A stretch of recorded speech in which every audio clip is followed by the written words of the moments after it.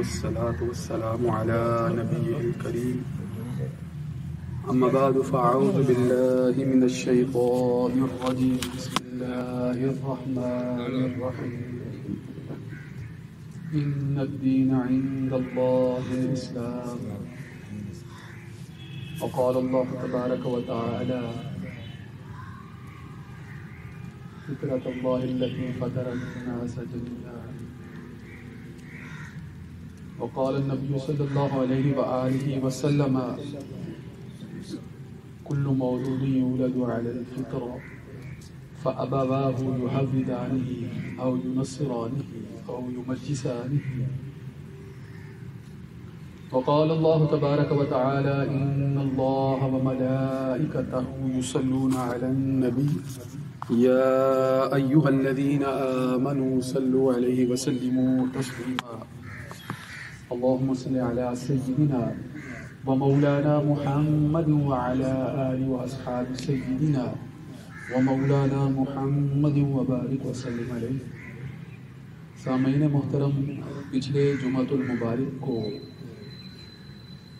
میں نے آپ کے سامنے یہ وضاحت کی تھی کہ جدید مغربی تصور جو مذہب کے متعلق ہے،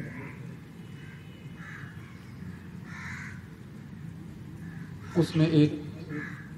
فلاسفہ کا یا مغربی مفکرین کا ایک بہت بڑا طبقہ ایسا ہے جو اس بات کا دعوے دار ہے کہ انسان ابتدائی طور تھا. وہ یہ ثابت کرنے کی کوشش کرتے ہیں کہ انسان توحید سے واقف نہیں تھا، بلکہ توحید کا تصور یعنی خدا کو ایک ماننے کا تصور جو ہے یہ ایک بڑی طویل فکری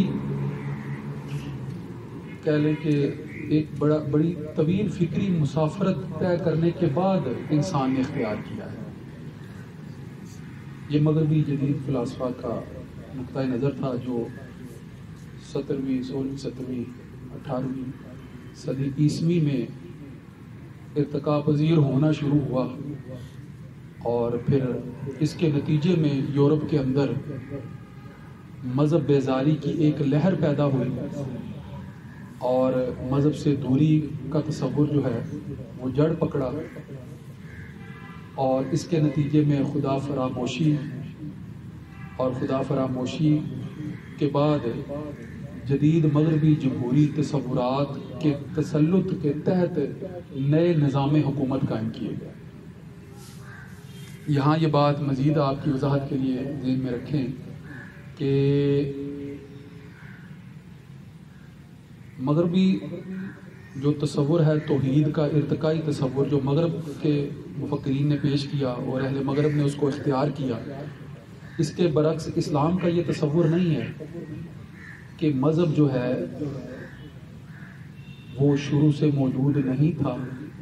یا اگر تھا تو لوگ توحید سے واقف نہیں تھے. ابتدائی انسان حضرت آدم علیہ السلام سے لے کر آج تک کوئی بھی دور ایسا نہیں گزرا ہے کہ جب دنیا کے اندر توحید سے لوگ واقف نہ ہوں، توحید کے تصور سے لوگ واقف، سب ہمیشہ سے. یہ کیسے ممکن ہے کہ اللہ نے اپنے پہلے بندے کو توحید سے ناشناس اس دنیا میں بھیج دیا ہو؟ یہ ممکن ہے نہیں، ایسا ہے ہی نہیں. اور چاہے یہودی مذہبی لٹریچر ہو یا عیسائی مذہبی لٹریچر ہو، وہ بھی اس بات کا دعوے دار ہے حضرت آدم علیہ السلام کے اولین فرد کے طور پر اس دنیا میں بھیجے جانے کا وہ بھی دعوے دار ہے، اور وہ بھی توحید کے تصور سے واقف حضرت آدم علیہ السلام کی بعثت کو بیان کرنے والے ہیں. تو یہودیت ہو، عیسائیت ہو، اور دین حق جو دین اسلام ہے جسے دین فطرت بھی کہتے ہیں، ان سب میں یہ مشترکہ تصور موجود ہے. حضرت آدم علیہ السلام کی بطور نبی بعثت کا تصور مشترکہ طور پر موجود ہے. لہٰذا یہ نہیں کہا جا سکتا کہ پہلا انسان جو ہے وہ توحید سے واقف نہیں تھا۔ مگر مفکرین جو تفصیل بیان کرتے ہیں وہ کیا کہتے ہیں؟ وہ یہ کہتے ہیں کہ انسان سب سے پہلے اس نے ارواح پرستی اختیار کی، یعنی روح، ہر جسم کے اندر روح کے تصور کو تسلیم کیا کہ اس کے اندر جو جان ہے یا حرکت ہے یہ روح کی وجہ سے ہے، اور روح کو ایک ایسی طاقت سمجھتے تھے کہ جو ہر قوت پر دسترس حاصل کرنے والی طاقت ہے، جو ہر جسم پر دسترس حاصل کرنے والی طاقت ہے، لہذا اس روح کو اپنے اوپر جو ہے وہ غالب کرتے تھے، طاری کرتے تھے، روح کی پوجا اور پرستش کرتے تھے، روح کو بطور معبود تسلیم کرتے تھے۔ پھر بعد میں ارواح پرستی کے بعد انہوں نے مظاہر پرستی شروع کر دی۔ مظاہر پرستی کا مطلب کیا ہے؟ جو مظاہر فطرت ہے، جیسے سورج ہے، چاند ہے، ستارے ہیں، بڑے بڑے جو اجرام فلکی ہیں، ٹھیک ہے نا، عطارد، زہرہ، زمین، مریخ، مشتری، نیپچون، پلوٹو، یہ سارے جو سیارے ہیں یہ مظاہر فطرت ہیں۔ فطری طور پر جو ہے وہ بڑے بڑے اجسام دنیا کے اندر یہ نظر آتے ہیں اور ان کا بہت سے معاملات میں عمل دخل نظر آتا ہے، تو وہ ان کی پوجا کرتے تھے۔ ارواح کے بعد مغربی مفکرین کے نزدیک جس چیز کی پوجا کی طرف لوگ منتقل ہوئے وہ یہ اصنام ہے، یہ مظاہر ہے۔ پھر انہی کے ہاں ایک اور اصطلاح استعمال کی جاتی ہے معبودان باطل کی پوجا اور پرستش کے حوالے سے، وہ افریقی، ہندوستانی اور وسط ایشیائی، آریائی، ایرانی، ان سب علاقوں سے تعلق رکھنے والے لوگ وہ کہتے ہیں کہ پھر ایک دور ان پر یہ گزرا ہے کہ یہ باقاعدہ جاندار میں مشغول ہو گئے تھے۔ اس کو وہ ٹوٹم پرستی کہتے ہیں، ٹوٹم پرستی، یعنی قدیم افریقی زبان میں ٹوٹم جو ہے وہ جنگلی خونخوار جانوروں کو کہتے تھے، اور یہ بات آپ جانتے ہیں کہ مگرمچھ، سانپ، ہاتھی، بنمانس، ریچھ جیسے جانوروں کی پوجا کے شواہد جو ہے وہ آثار قدیمہ کے اندر ملنے والے بہت سے آثار سے ملتے ہیں، جہاں سے پتہ چلتا ہے کہ یہ ان کی بھی پوجا اور پرستش کرتے ہیں، اور ان کے آثار تو بھی واقع ہیں۔ ہندوستان کے اندر اگر ہاتھی کی، گنیش کی پوجا کی جا رہی ہوتی ہے تو وہ اسی ٹوٹم پرستی ہی کا نتیجہ ہے، یہ انہی کے عقائد و تصورات ہی کی بدولت ہے۔ تو تسلسل کیا قائم ہوا کہ انسان ارواح پرستی سے ہوتا ہوا مظاہر فطرت کی پوجا، اور پھر اس سے جو ہے وہ ٹوٹم یعنی حیوانوں کی پوجا، جانوروں کی پوجا، اور پھر اس کے بعد آبا پرستی کی طرف منتقل ہوا، اور پھر ساتھ ہی اصنام پرستی یعنی بت پرستی کی طرف جو ہے وہ مبذول ہوا۔ ارواح پرستی سے، بت پرستی یا آبا پرستی سے ہوتا ہوا بالآخر اس نے ایک طویل سفر طے کرتے کرتے لاکھوں سالوں میں جا کر توحید کے تصور کو اپنایا۔ یہ ان کی تاریخ وہ بیان کرتے ہیں، اس کو توحید کا ارتقائی تصور کہتے ہیں کہ مغربی مفکرین نے جو توحید کا ارتقائی تصور دیا ہے وہ ارواح پرستی سے شروع ہوتا ہے اور اصنام پرستی سے ہوتا ہوا آبا پرستی تک پہنچتے پہنچتے پھر آبا پرستی کے بعد جو ہے وہ توحید یعنی خدا کے ایک ہونے کے تصور کو تسلیم کرتا ہے، اور جبکہ اس کے پس منظر میں وہ سارے جتنے بھی شواہد پیش کرتے ہیں وہ سارے یا تو آثار قدیمہ سے تعلق رکھتے ہیں یا پھر ان کی اپنی سوچ یا اختراع کا نتیجہ ہوتے ہیں۔ اگر یہ کہیں نا کہ ان کے پاس کوئی ایسی دلیل ہے جس کو قطعی طور پر مان لیا جائے کہ واقعی ابتدا میں انسان توحید کے تصور سے واقف نہیں تھا،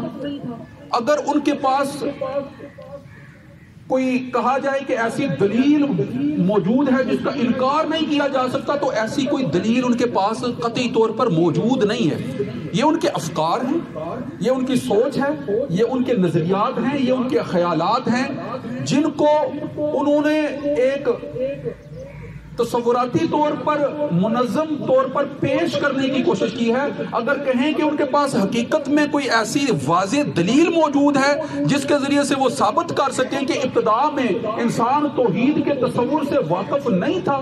تو ایسی دلیل ان کے پاس کوئی نہیں ہے۔ جبکہ مذاہب کے ماننے والے، بالخصوص سامی ادیان یعنی یہودیت، نصرانیت یا عیسائیت، جب وہ توحید کے تصور پر بات کرتے ہیں تو ان کی ساری بحث جو ہے وہ وحی الہی کے نتیجے میں انسانوں تک پہنچائی جانے والی تعلیمات کی بنیاد پر کی جا رہی ہوتی ہے۔ ذرا غور کیجیے گا، یہ بات، یہ نقطہ سمجھنے والا ہے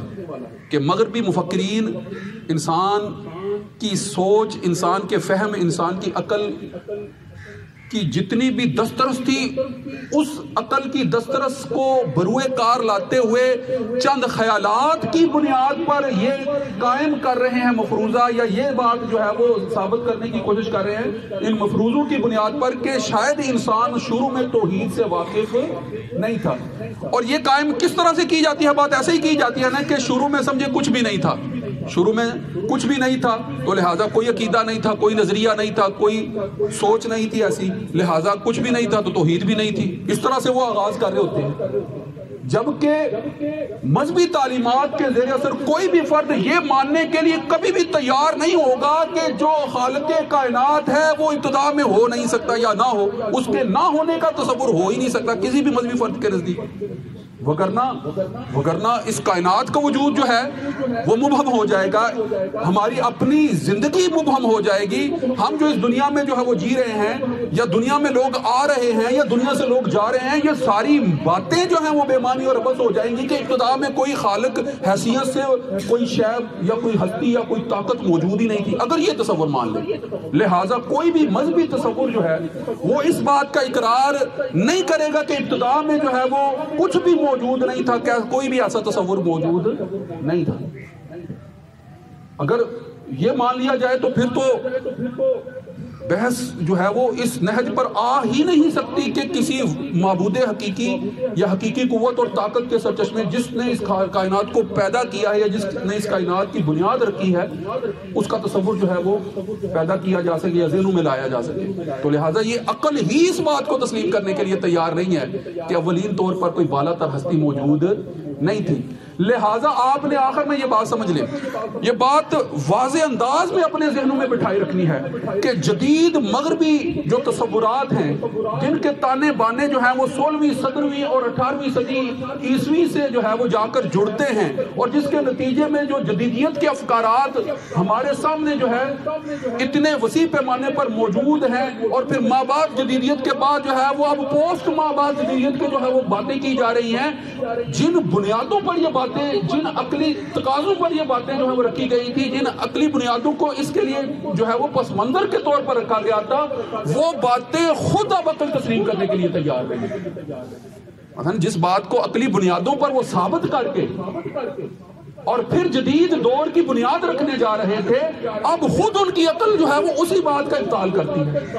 جب خود ان کی عقل اور اس حوالے سے یہ آخر میں یہ بات آسانی کے ساتھ اگر سمجھ میں آ جائے، اگر بات مبہم ہو رہی ہو تو آسانی کے ساتھ سمجھ میں آ جائے، آپ یوں سمجھیں کہ جس خدا کے انکار پر عقل ہی ان کو قائل کر رہی تھی، اب ان کی عقل ہی اس بات پر جو ہے وہ ان کو مجبور کر رہی ہے کہ یہ ممکن نہیں ہے کہ خدا کے وجود کے بغیر یہ نظام کائنات جو ہے وہ چل رہا ہو۔ اور یہ خاص طور پر یہ جدید کورونائی حالات کے اندر یہ بات اور واضح طور پر لوگوں کے سامنے آ گئی ہے کہ جب ان کی جدید ٹیکنالوجی، جب جدید وسائل، جب جدید زمانے کے اندر جو کی جانے والی ترقیاں ہیں وہ یکسر جو ہے وہ بیکار ہو کر رہ گئی، اور واحد جو ہے وہ اگر کسی انسان کے پاس تسکین قلب کا کوئی سہارا رہ گیا تھا تو وہ فقط اللہ کی یاد تھی، اس کے علاوہ کچھ نہیں تھا۔ تو یہ یاد جو فطرت میں انسان کے اندر موجود ہے، فطرت اللہ التی فطر الناس جميعا، یعنی جس فطرت پر اللہ نے انسان کو پیدا کیا ہے، جو اس کے قلب کے اندر ہے، وہ بالآخر مجبور ہو جاتا ہے کہ اس کی وحدانیت کو، اس کی حقانیت کو، اس کے وجود کو ہر اعتبار سے مان لے، وگرنہ سکون قلب حاصل نہیں ہوتا۔ واخر دعوانا الحمدللہ رب العالمین۔ سنتیں